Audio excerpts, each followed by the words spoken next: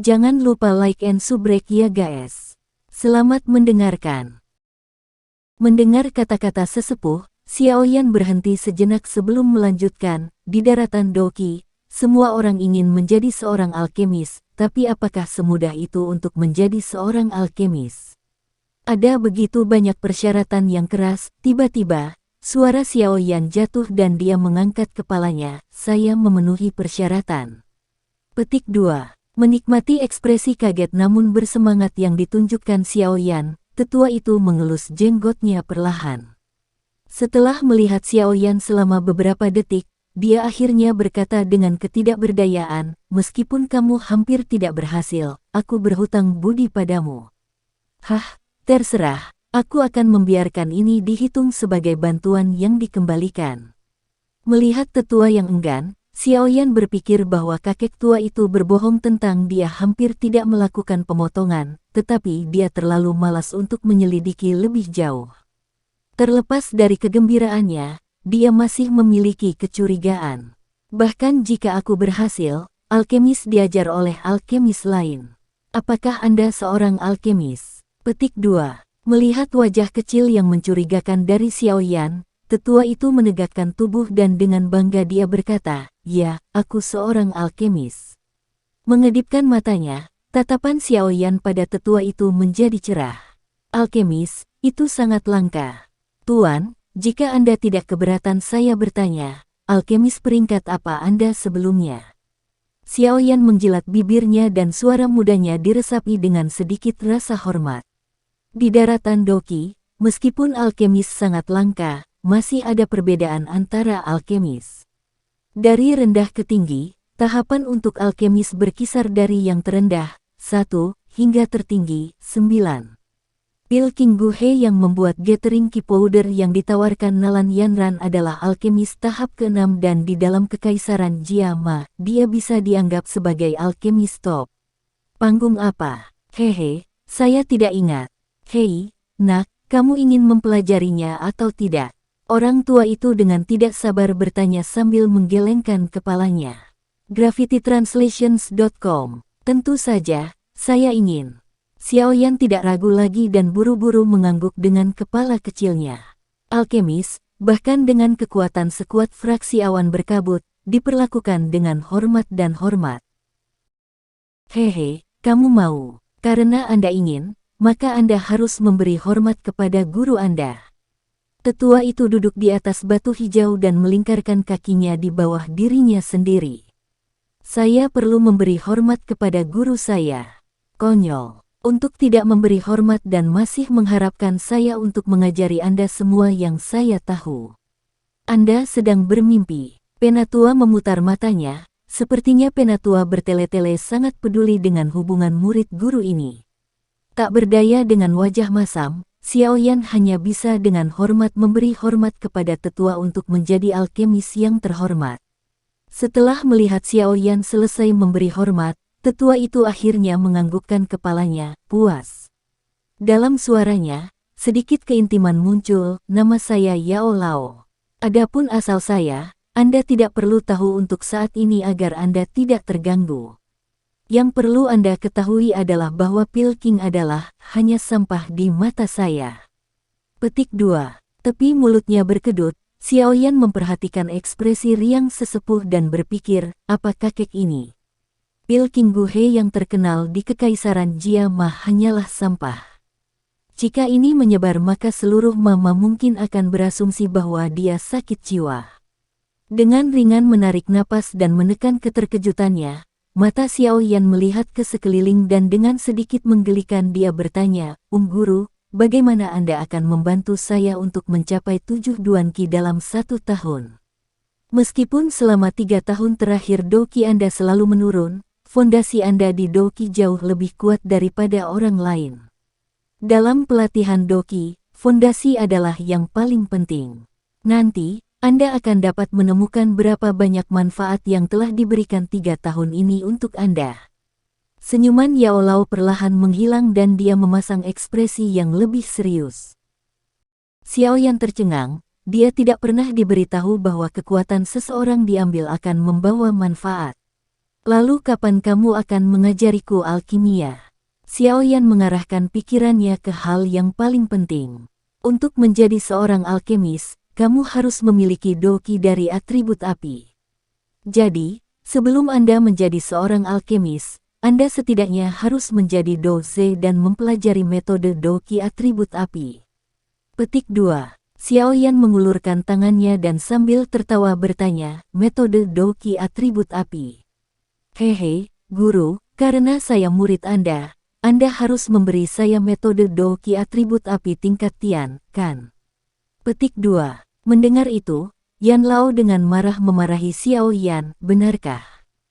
Apakah menurut Anda metode doki Tian stage seperti kentang di tanah? Bagaimana Anda bisa mengatakan sesuatu seperti itu? Petik 2. Gezer, karena aku sudah menjadi muridmu, kamu tidak mungkin membiarkan aku pergi ke klan untuk menemukan metode doki, kan? Atribut api tertinggi klan kami metode doki hanya level Huang tinggi. Itu terlalu buruk untuk seorang alkemis. Wajah Xiao Yan menunjukkan betapa tertekannya dia. Bocah, aku gurumu, bukan kakek tua. Mendengar kata-kata tidak sopan Xiao Yan, Yao Lao memutar matanya ketika dia menyadari bahwa Xiao Yan tidak peduli untuk menghormati orang yang lebih tua. Karena Anda adalah murid saya tidak akan membiarkan Anda mempraktikkan beberapa metode yang lusuh. Metode tahap Tian, saya tidak punya mereka. Tetapi saya memiliki metode yang jauh lebih kuat daripada metode tahap Tian biasa. Apakah Anda ingin mempelajarinya? Mata tua keruh Yao Lao tiba-tiba menjadi konspirasi. Lebih kuat dari metode doki tahap Tian. Jantungnya berdebar kencang. Xiao Yan menelan air liur dan di matanya yang hitam pekat, sedikit antisipasi dapat ditemukan. Lalu tingkat apa metode doki itu? Tingkat Huang rendah. Tawa ringan Yao Lao membuat wajah Xiao Yan menegang. Gezer, kamu mempermainkanku. Suara geram terdengar di puncak gunung. Melihat wajah bengkok pemuda itu, Yao Lao mulai tertawa. Untuk dapat membuat Xiao Yan yang tenang menjadi gila, dia memiliki perasaan pencapaian. Apa yang aneh dengan metode doki itu? Melihat wajah Yao Lao yang bergurau, Xiao Yan tiba-tiba menjadi tenang. Itu bisa berkembang. Mata Xiao Yan melebar dan tanpa berkedip, Xiao Yan menatap wajah Yao Lao, mencoba menemukan petunjuk bahwa Yao Lao berbohong. Tapi setelah beberapa detik, dia menggelengkan kepalanya, tidak mungkin. Saya belum pernah mendengar metode doki yang dapat berevolusi. Petik 2. Apa yang kamu tahu? Doki daratan besar dan orang-orang aneh dan banyak hal terjadi setiap saat. Dalam pikiran Anda yang terbatas, Anda bahkan belum keluar dari kekaisaran Jiama. Ada banyak hal mustahil yang sebenarnya mungkin. Petik 2. Xiao Yan berhenti sejenak sebelum berkata, kalau begitu, apakah kamu pernah mendengar tentang metode doki yang dapat berevolusi? Senyum Yao Lao menegang, karena tidak ada yang seperti itu, metode doki ini unik. Itu bisa berkembang. Melihat wajah serius Yao Lao, Xiao Yan tidak bisa menahan diri untuk tidak bertanya lagi. Itu bisa berkembang. Yao Lao mengangguk dengan serius. Sudahkah kamu mencobanya? Oh tidak. Sudahkah orang lain mencobanya? Oh tidak. Di dahi Xiao Yan, pembuluh darah bisa dilihat. Dengan tangan meringkuk erat, Xiao Yan mencoba menahan dorongannya untuk pergi dan memukul yang lebih tua. Jika tidak ada orang lain yang pernah mencobanya, lalu bagaimana Anda tahu bahwa itu bisa berkembang? Ini dijelaskan seperti itu pada metode doki. Benar-benar ada metode doki seperti itu. Alisnya berkerut. Xiao Yan ragu-ragu sebelum berkata, bisakah Anda membiarkan saya melihatnya? Hehe, melihat Xiao Yan yang penasaran, mulut Yao Lao terbuka, tapi yang keluar bukanlah yang diharapkan Xiao Yan.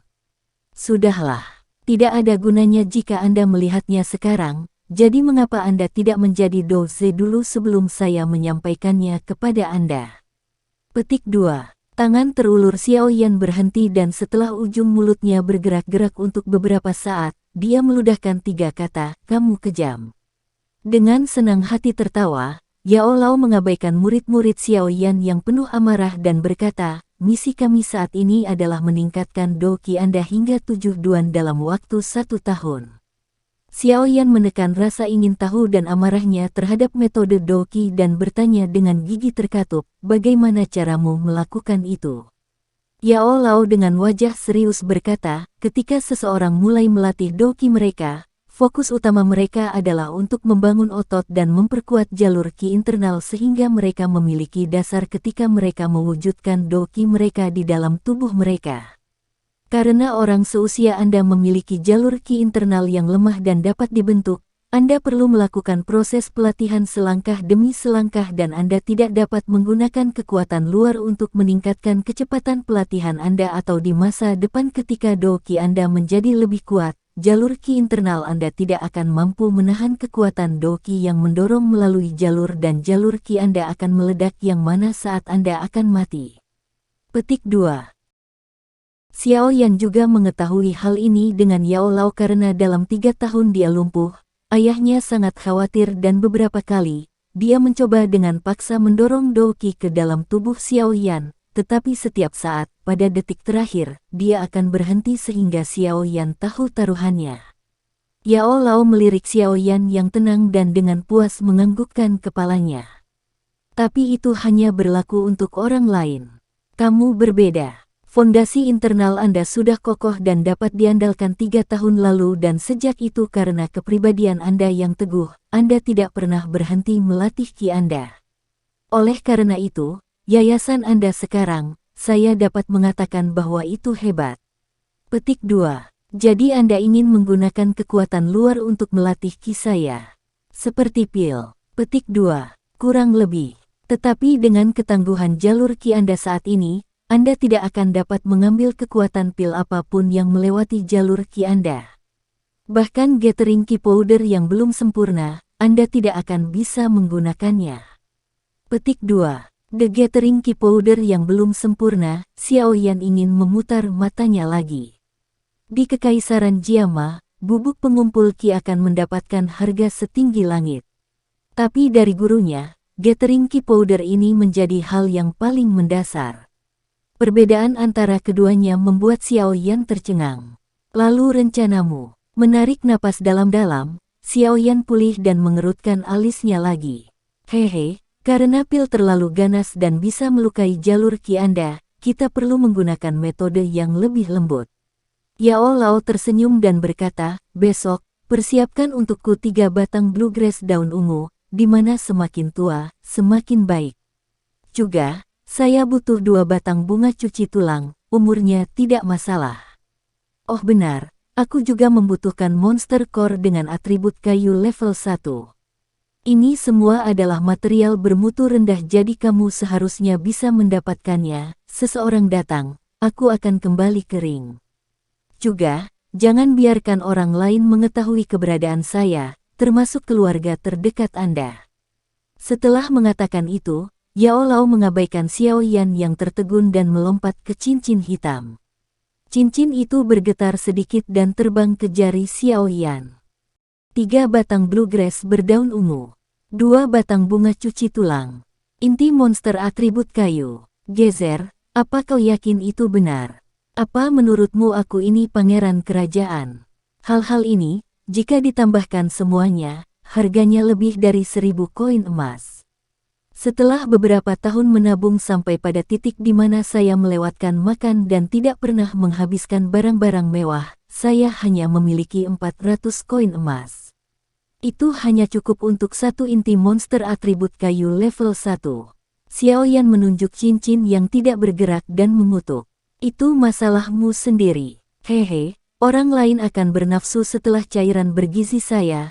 Tapi yang saya minta adalah agar Anda mendapatkan uang untuk bahan dan Anda sudah menangis tentang itu. Tawa mengejek Yao Lao terdengar dalam hati Xiao Yan.